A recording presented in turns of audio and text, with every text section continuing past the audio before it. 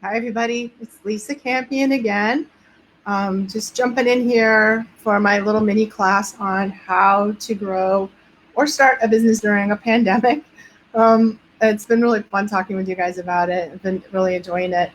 So, first up, I hope that you all tune in to my free webinar tonight. It's at 7 o'clock Eastern Time, and I'll post links in this group, which I have been doing all along. And so to really go deep into the not only the business class that I'm teaching, which is where this is like little tidbits from that. What I'm teaching you in this mini class is little tidbits of that, and we're gonna go deep into it and really customize it for you, for you personally, for your business in the business class. And also, I'm also kicking off. So today is so exciting for me. Today is the day that I'm kicking off my Psychic Healer Academy, which is a pretty much year long. So it's for 3 month trainings, which are designed to help people become a professional psychic. This business class is one of it, and the Mastering Your Psychic Ability class is sort of that's where a lot of people start when they come into this business class.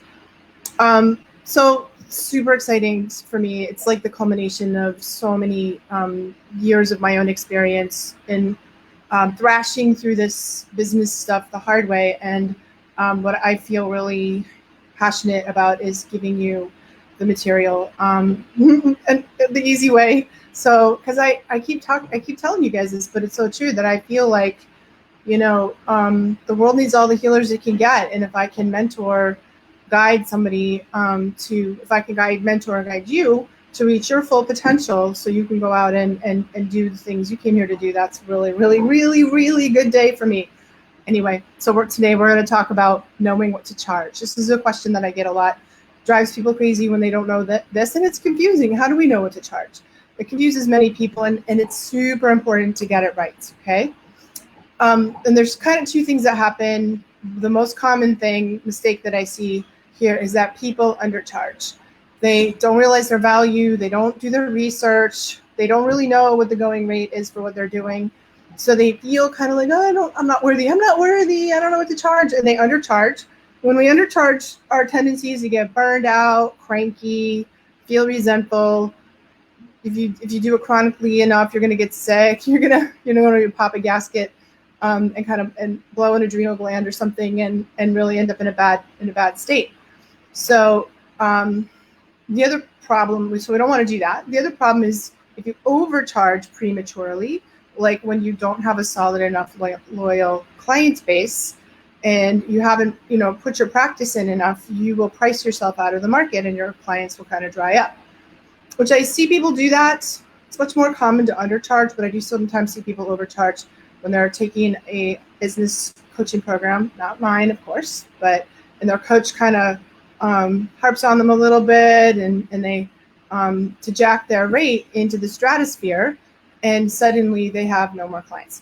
So that I've seen that happen more often than you think, and it doesn't have to go that way, right? And there are times when you can do that, when you can really jack your rate, but it's really a timing thing. When you're at the right point in your career or the right point in your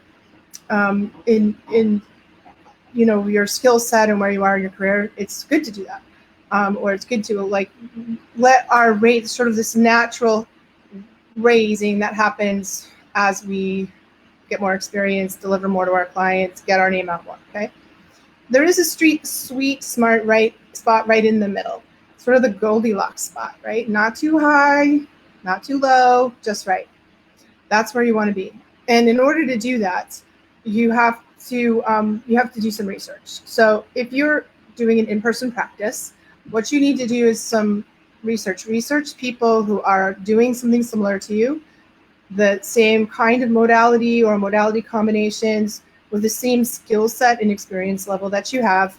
If you're a newbie, intermediate practitioner or an advanced practitioner, what are they charging? And it's very important to do this even if you're having an in-person practice town by town, because you could be, in my town, what I live in is kind of a ordinary blue-collar town. And if my office was here, I'd have to drop my rate. My office is in a town that's much higher on the income bracket. And the rate in that town, the going rate for other practitioners who are doing the same thing I'm doing is higher in that town. And it could be region by region. It could even be, if you live in a big city, one side of the city versus another side of the city. So do some research. And if you're working fully online, that's good. That's fine too. Research what the going rate is in the online world, and again, matching it to your level of expertise and your combination of modalities or your primary modality. So find out, of course, if you have like a TV show, if you have a best-selling book, if you have clients like lined up out the door, you have a 6-month waiting list, you're going to have a higher rate. But here's the Goldilocks formula, really. It's simple. Once you've done your research and it is impossible actually to answer this question for yourself until you've done that research. Once you know and you have a good sense in your own mind what the going rate is, market value, going rate, average. I'm talking about the average. You could research 10 people that fit your experience level, your modality set, find their rates, average it, okay? If you want to increase your clients, you're going to set your fee slightly below the going rate. When you have all the clients you want and you're perfect, like you want 10 clients a week, you have 10 clients a week, raise your fee to the going rates. And then if you have more than a 3-month waiting list, right, then you're going to increase your rates up another notch or two, depending on where you are. So that's a formula in general. It's really good. That will help you find the right rate for you according to what you're doing. Now, I have to say that for most of my life, I sucked at doing that. I'm telling you, like, it's easy, and for me, it was never easy. I sucked at it. And when I was younger, I erred on the side of not feeling worthy, not feeling good about, basic, unworthiness. And I seriously undercharged for my sessions when I was younger. If I actually told you how much I was like, it's so cringeworthy how little I valued myself and what I was doing. I think I was charging, even though it was like 25 years ago, I think I was charging like $20 an hour, and the going rate was like $50 an hour. And I would it was sad. Like, my clients would sort of take pity on me. I felt like they actually, sometimes it was like sort of compassionate, or sometimes it was pity. And I'd have people say, I'd say, well, 20 for a session. And they would look at me and they'd be like, what? Like, they'd shake their heads like there was something wrong with me. Like, maybe you need to work on that. Maybe you should get some therapy so you feel better about yourself. So you can, really, I've had people say that to me. But it's so embarrassing to admit that, but it was actually true in the way back that was going on. And then they would give me like, oh, well, that doesn't feel right to me, so I'm actually going to give you 50. And then I had to work hard at feeling worthy of that. I would sort of grovel, and I realized like I wasn't like looking people in the eye when I said my fee, or when I asked them to pay me, or when I accepted, and I couldn't accept with gratitude what they were giving me.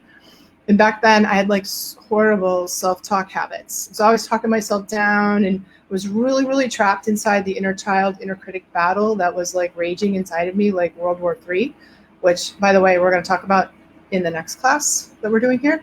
So I work with a healer, work with therapists to sort of raise my level of general worthiness and deserving, because it's super important that we clean that up when we're having this conversation about rates. And it will, if you have any of that stuff, even thinking about your rate is going to trigger all that stuff to come up in you to get looked at and healed.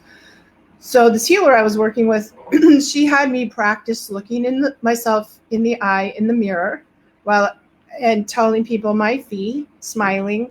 I was looking in my own eyes in the mirror and saying my fee. Oh, my fee is $50 an hour. My fee is $75 an hour.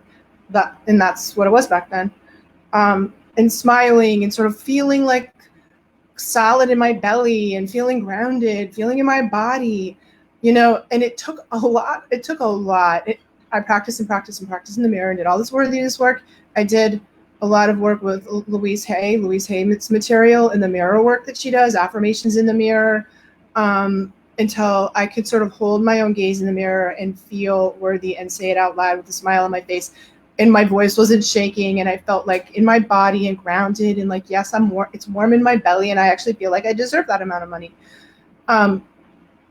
And then, working on sort of that dynamic between the child and the critic. So the child is like that voice. It's like, I'm not good enough. And the critic is like, yes, you're right. You're not good enough. Like we have to begin to pull that apart, but especially with business, because every single moment and point in my business where I take a step forward, my initial feeling is to be excited about it. And my secondary feeling is to be like, oh my God, what the heck did I just do? How am I going to do that? And I have to have this sort of worthiness conversation. It's easier. It's a lot easier for me now because I'm pretty good at it, doing the internal work as I move forward, because I'm here to tell you it never stops. I'm in my comfort zone for 5 minutes before I'm writing a new book, getting on a radio show. I was on Coast to Coast Radio. I think that was the most terrified I've ever been in my life. There's like 4 million people that listen to Coast to Coast Radio, and I was literally shaking and breathing into a paper bag. It was ugly. It was ugly. And then, okay, now I'm in the middle of launching this new thing. Like when we're in the flow of our soul, we get to stay in our comfort zone for 5 minutes. As everything that's good for you is outside your comfort zone. So we need really good ways. I need really good ways, have always needed really good ways to calmly deal with my inner self and to level up the feeling of worthiness, like, okay, can I feel like I can, like that? I'm worth that. Like what I'm giving people is worth that. All the time. I'm still doing it. All right. So it's super important to not only get your feet right, but also to feel worthy of it. And next time we're going to talk about what do we do about the inner child, inner critic, and the saboteur that comes out and shoots us in the foot, or the prostitute-y part of us that doesn't feel like we're worth anything. We overgive, we undercharge, we overdeliver. We got to nip these patterns in the bud if we're going to be effective in the business world. Okay. Now, occasionally I meet somebody who's on the opposite side of the spectrum, not very often, who feels so worthy that they're charging the moon for their services, and they may not yet have the skill set or the experience to back it up. And that also will not serve you. So I don't know if you feel like that's you, a little humility and a little realistic thinking may be the cure. So again, doing your research and figuring out what's the going rate, so you can kind of have like a realistic framework to fit yourself into. Okay. And the other thing that I want to tag on to this conversation here is to tell you that it's better to be really, really, really, really, really, really good at one or two modalities than to keep adding modalities, taking more classes, but not having enough experience, actual real hands-on or virtual experience working with actual people. It's like you're a musician. This is a good analogy. You're a musician, you pick up the violin. You're going to play the violin and play and play and play and play and play and play and play and play until you master the violin, at which point you might pick up another instrument, or you might pick up complementary violin-like instruments along your journey. But ditching the violin 3 months into the study and trying to figure out the saxophone, the drums, becoming a famous singer, like you're just spreading yourself around too thin. That's not building up mastery over what you do. And we think that, I see this all the time. People are like perpetual students, and they feel somehow like learning and learning and learning and racking up modalities is going to make them look attractive to clients, when really they get into a session and they're like, I don't know what to do, and I'm kind of freaking out, and I can't even stay grounded in my body, and oh my God, the client brought me a real issue and I can't handle it. Racking up new modality. I'm not saying like we have like sort of naturally all of us will kind of blend modalities. We'll pick one or two and blend them together. That's great. I'm all in favor of that. But if you're getting past like 3, I would say stop and really go back to the original ones that you're doing. Go back to what you really know and practice. Once you've done 100 sessions, I want you to do it 100 sessions. So if Reiki is your thing, do 100 Reiki sessions, even if you have to volunteer, even if you're just doing them for free.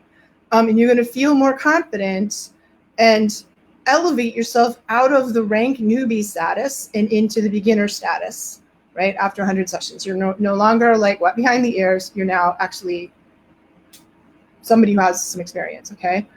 And if we're making it as an example, even though it probably says Reiki Master on your certificate, you're not really a Reiki Master until you've done, I think they say like it's 10,000 hours or 10 years in order to really master something.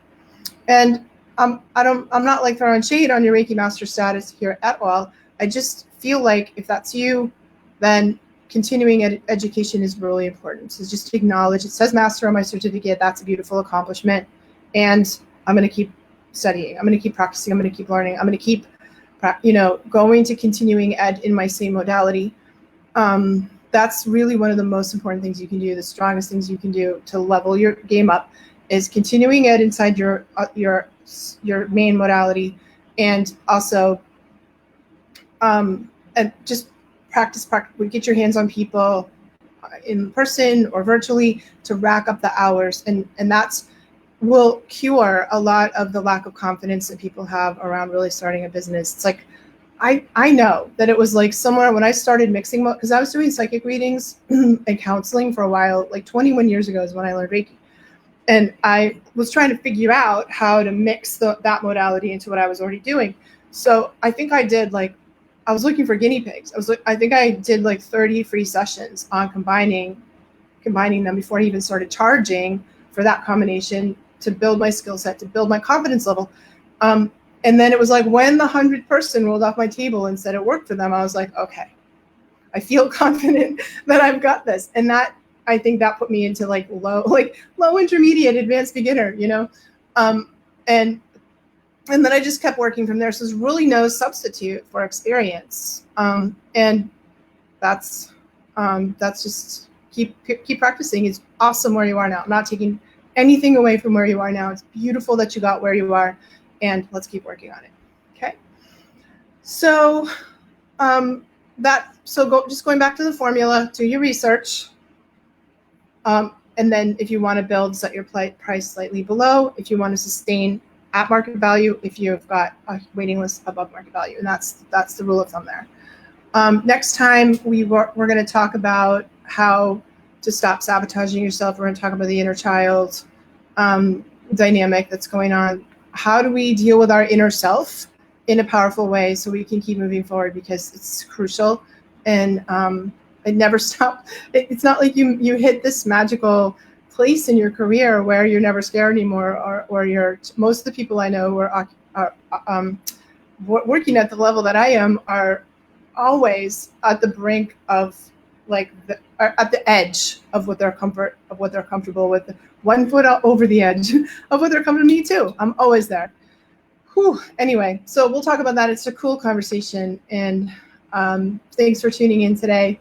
I look forward to speaking with you guys. I'll be back here on Friday at 9 o'clock to talk about the inner child stuff, and I really, really do hope that you tune in tonight to my webinar, where I'm going to go through what it actually takes to go pro, and make actual money, and and do it the right way. So I hope you join me there. So thank you, and I will see you guys all later.